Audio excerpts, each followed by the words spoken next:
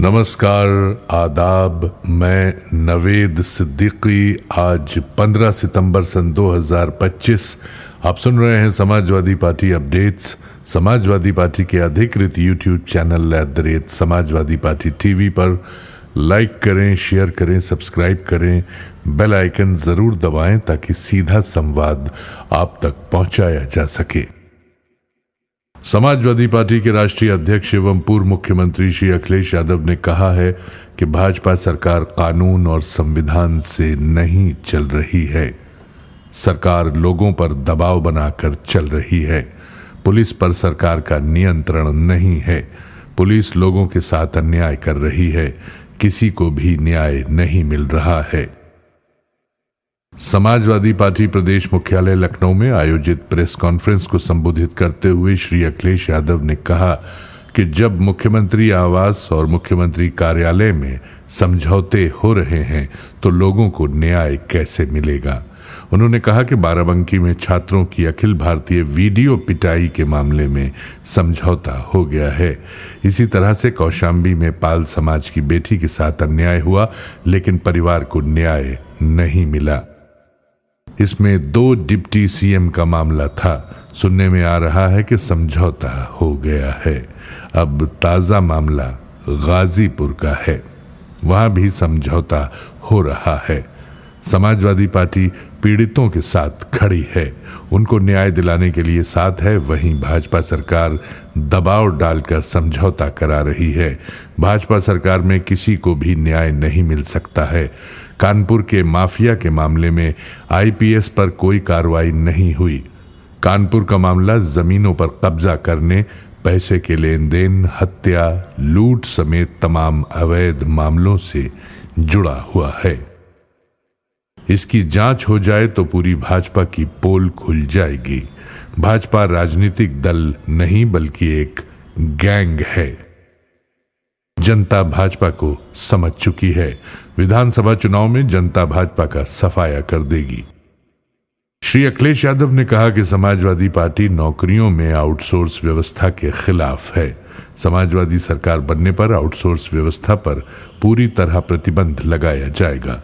Samajwadi party नौजवानों को पक्की नौकरी और पूरा आरक्षण दिलाने का काम करेगी। भाजपा सरकार ने शिक्षा, स्वास्थ्य, कानून व्यवस्था सब बर्बाद कर दिया है। मेडिकल कॉलेजों में पर्याप्त प्रोफेसर और स्टाफ नहीं है। इस सरकार ने मेडिकल की पढ़ाई महंगी कर दी है। अब गरीबों के बच्चे कैसे डॉक्टर बन पाएंगे? मेडिकल की महंगी शिक्षा कैसे ले पाएंगे? भाजपा सरकार ने समाजवादी सरकार में बनाए गए मेडिकल संस्थानों को बर्बाद कर दिया है। लखनऊ कैंसर संस्थान में रिसर्च सेंटर बनाया गया था। इस सरकार ने उसे भी बंद कर दिया। श्री अखिलेश यादव ने कहा कि मुख्यमंत्री जी नकलची सीएम हैं। वे दिल्ली की नकल करते हैं। दिल्ली में भाजपा सरकार जो एजेंडा तय करती है उसकी नकल करने लगते हैं। इनके पास उत्तर प्रदेश के लिए कोई भी कार्य योजना नहीं है। उन्होंने कहा कि भाजपा के लोग नफरत फैलाते हैं। ये व्यापार कारोबार के दुश्मन हैं, नकारात्मक लोग हैं। जहां चढ़ावा ज्यादा आता है वहीं लूटने पहुंच जाते हैं। भाजपा को मथुरा में विकास से कोई मतलब नहीं है। समाजवादी सरकार में मथुरा वृंदावन में विकास के लिए बहुत काम हुए। रोप वे बनाया गया। भाजपा सरकार वहां विकास के बजाय कॉरिडोर बना रही है।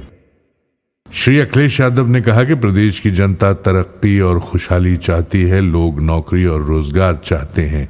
समाजवादी पार्टी विकास और तरक्की करती है, कारोबार बढ़ाती है। भाजपा के लोग झूठे हैं। इन्होंने कोई काम नहीं किया है। भाजपा पैसा और पॉलिटिक्स के अलावा कुछ नहीं कर रही है। उन्होंने कहा कि समाजवादी पार्टी ने विधानसभा चुनाव की तैयारी शुरू कर दी है। 2027 के विधानसभा चुनाव में जनता भाजपा को हटाएगी, समाजवादी पार्टी की सरकार बनाएगी। नेपाल में भारतीय पत्रकारों की पिटाई के सवाल पर श्री अखिलेश यादव ने कहा कि यह किसी व्यक्ति का अपमान नहीं है, विदेश नीति का फेलियर है। भाजपा सरकार की विदेश नीति पूरी तरह फेल है। दूसरे देशों में लोगों को अपमानित किया जा रहा है। श्री अखिलेश यादव ने कहा कि भाजपा समाज को शिक्षा से वंचित कर रही है, पीडीए के अधिकार और अवसरों को छीन रही है। भाजपा का भ्रष्टाचारी चेहरा जनता के सामने आ गया है। उत्तर प्रदेश में लूट की पराकाष्ठा है। महंगाई, बेरोजगारी से किसान, नौजवान तबाह हो गया है। समाजवादी पार्टी का पीडीए भाजपा की सांप्रदायिक और नफरत की राजनीति को समाप्त कर देगा। पीडीए सकारात्मक नारा है, सबको साथ लेकर चलने के लिए है। पीडीए को एकजुट कर नई व्यवस्था बनाना है। समाजवादी व्यवस्था में सभी को सम्मान और अवसर मिलेगा। लोगों के बीच जागरूकता बढ़ाना है। इस बार भाजपा की वोट की डकैती नहीं होने दी जाएगी। समाजवादी पार्टी के राज्य मुख्यालय लखनऊ में आज विश्वकर्मा समाज की बैठक संपन्न हुई। आरंभ में समाजवादी पार्टी के राष्ट्रीय अध्यक्ष एवं पूर्व मुख्यमंत्री श्री अखिलेश यादव ने भगवान विश्वकर्मा के चित्र पर पुष्पांजलि अर्पित कर नमन किया। उन्होंने भगवान विश्वकर्मा की आरती भी की।